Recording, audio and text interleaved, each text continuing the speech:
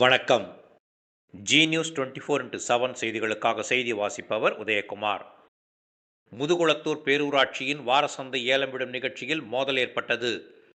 இந்த செய்தியை சேகரித்துக் கொண்டிருந்த செய்தியாளரும் தாக்கப்பட்டார்.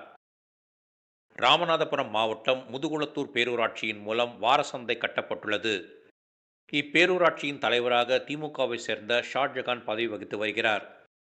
இப்பேரூராட்சியில் வாரந்தோறும் வியாழக்கிழமை வாரசந்தை நடைபெற்று வருகிறது.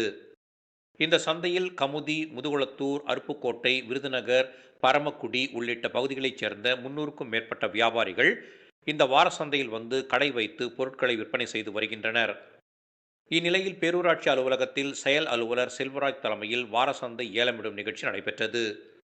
ஏலம் எடுக்கும் நிகழ்ச்சியில் 37 பேர் கலந்து கொண்டனர்.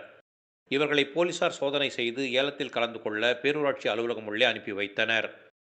ஏலம் ரூபாய் 17 லட்சத்தில் தொடங்கியது. இந்த ஏலம் ரூபாய் 38 லட்சம் வரை சென்றது.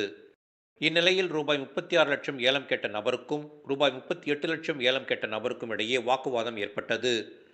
திடீரென ஒருவரை ஒருவர் நாற்காலிகளால் தாக்கிக் கொண்டனர். இதனால் அந்த பகுதியே போர்க்களம் போல் ஆனது. இதனால் ஏராளமான நாற்காலிகள் அடித்து உடைக்கப்பட்டது. அடிதடியில் ஈடுபட்டவர்களை போலீசார் அப்புறப்படுத்தினர். இந்த மோதல் சம்பவத்தில் செந்தில் படுகாயமடைந்தார். அவரை போலீசார் மீட்டு முதுகுளத்தூர் அரசு மருத்துவமனைக்கு சிகிச்சைக்காக அனுப்பி வைத்தனர்.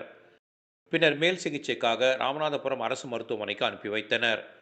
இந்த சம்பவங்களை புகைப்படம் எடுத்துக்கொண்டிருந்த தினவேல் மாவட்ட செய்தியாளர் முருகன் என்பவரை பாதுகாப்பு பணியில் இருந்த காவலர் பாரதிதாசன் புகைப்படம் எடுக்கக்கூடாது என கூறி தாக்கினார்.